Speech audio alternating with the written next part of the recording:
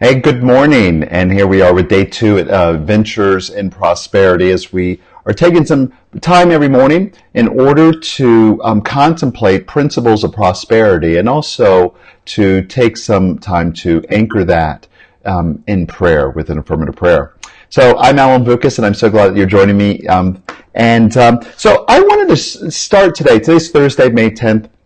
And what I wanted to start with was just to read something from the book that I'm going to be going, over the next 10 weeks. I'm going to be referring to this book and drawing ideas from it and discussing it and inviting you to contemplate it as well. Do you know if there is if you don't have a copy of this book, I really recommend getting it. I probably have to put a link that maybe you can access it on Amazon, or there's PDFs. You can do a Google for a PDF of The Science of Getting Rich by Wattles. But let's go and let me read just a few lines here from the first chapter of this book by Wattles. Remember, this was written in 1910. And it was, at that time in our history, philosophically, there was a lot of new thoughts occurring. And so in The Right to be Rich, chapter 1, he says, whatever may be said in praise of poverty, and believe it or not, there are a lot of things that poverty is praised in a number of circles, the fact remains that it is not possible to live a really complete or successful life unless one is rich. Now, this is a word that he uses in this book. It's in the title of the book. No man or woman, no person can rise to his greatest possible height in talent or soul development unless he has plenty of money. For to unfold the soul and to develop talent, he must have many things to use, and he cannot have these things unless he has the money to buy them.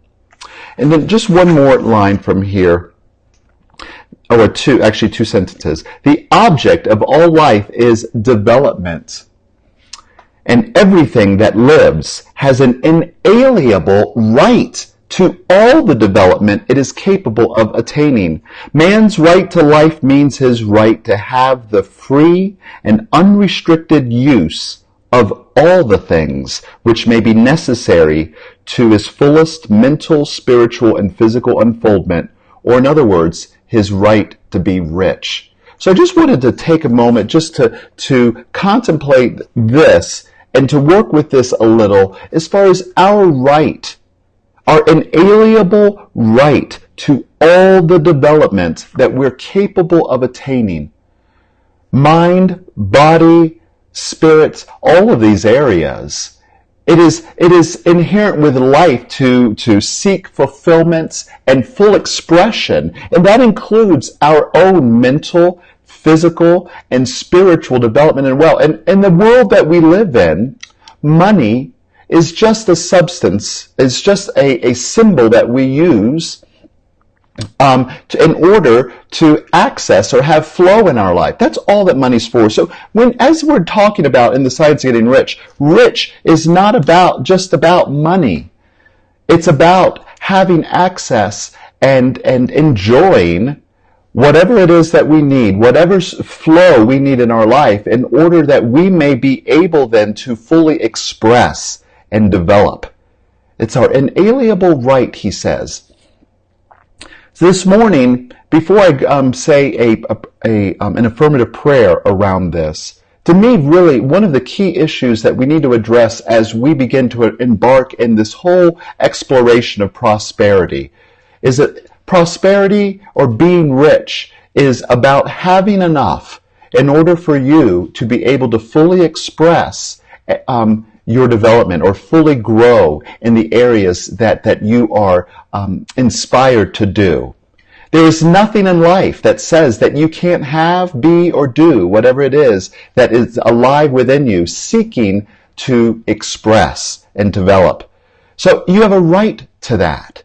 And so many times if we believe that we're unworthy, if we believe that somehow there is something outside of us, life, God, karma, kismet, fate, the stars, even cards, that it is somehow dictating or telling us that we are only permitted so much good when unlimited abundance is the truth of the universe. And because you're in the universe and you are of that God stuff, you're made of that same substance, then what is true for the universe is true for you. And since there is no restriction to life itself to express and to develop, the life within you has that same, not only the same ability and power, it has the same right. And so as we begin our adventure in prosperity, what is necessary and needed, the work that we need to do is to release any idea that we do not deserve, that we are unworthy, that somehow life, that there's some chalkboard in the sky that it is written that Alan or Mary or Joe or Bob or Susan, that somehow you can only have so much. That's not the way it works. Life is always seeking a fuller expression of itself. And not just around you, but life is seeking to do that in you and through you as well. So in order for us to really unleash it, to release it, to allow it to emerge, to allow ourselves to step into our fullness, to experience the prosperity that is ours, our inalienable right to not only to possess, but also to enjoy, we need to release the ideas that we're unworthy or that somehow that limitation or lack is a fact or a truth with a capital T. That's not the truth. The truth is you are a child of God. You are a child of the universe. You are a child of life itself. And that life is ready to take you on a ride. But we need to pull up the parking brake, let it go, or release the parking brake, the brake that says, I don't deserve, I'm unworthy. That somehow, that maybe my fate in life is for less or lack or limitation. So join with me in consciousness now. What I want to do is just go ahead and speak an affirmative prayer to declare the spiritual reality for you and for me about our right to be rich, our right to be happy, our right to be successful, our right to enjoy the fullness that we have come here to express, that life wants to express in you, through you, as you. So wherever you're at, if you're able to get comfortable in your seat, allow your eyes to gently close. If you're driving or in a place where that is not the case, then just listen to these words and allow them to accept the words and allow them just to fall into your consciousness. As we join together right now in a spirit of willingness and openness,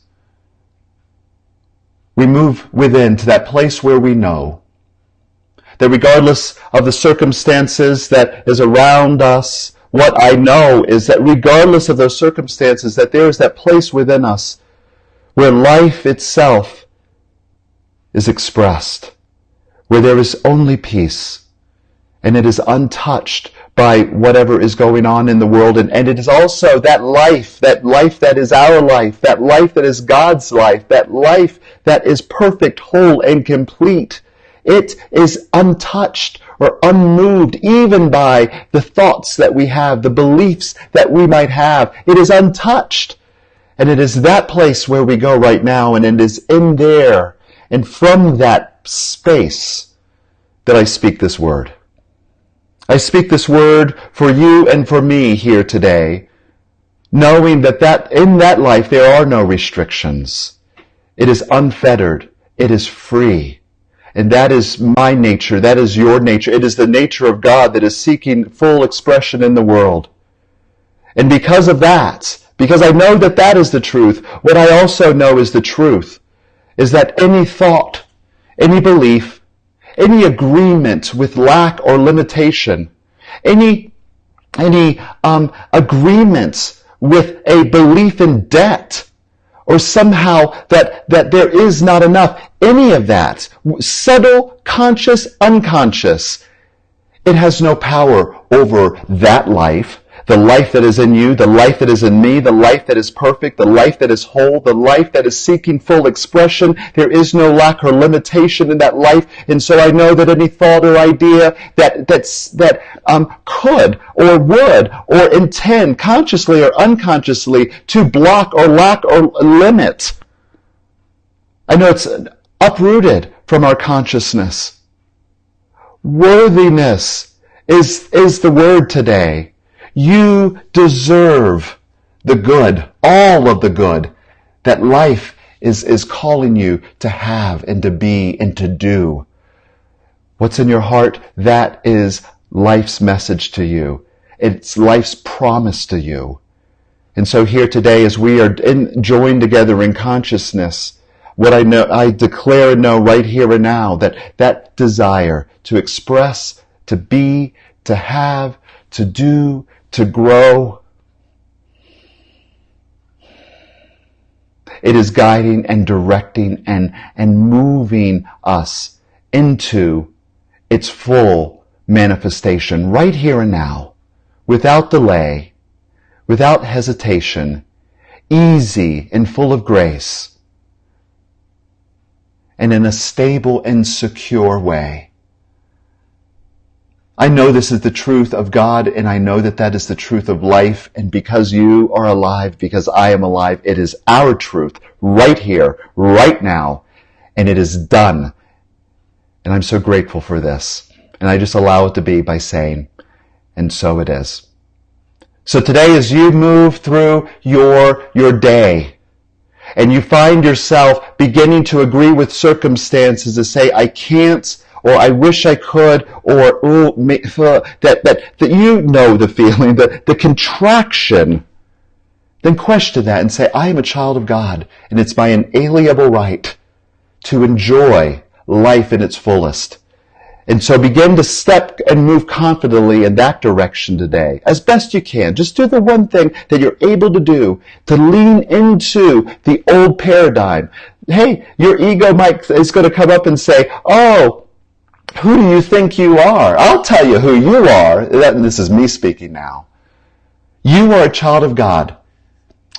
So I look forward to seeing you in an upcoming video. I'm holding the space for you today, for your highest and best to express in every area.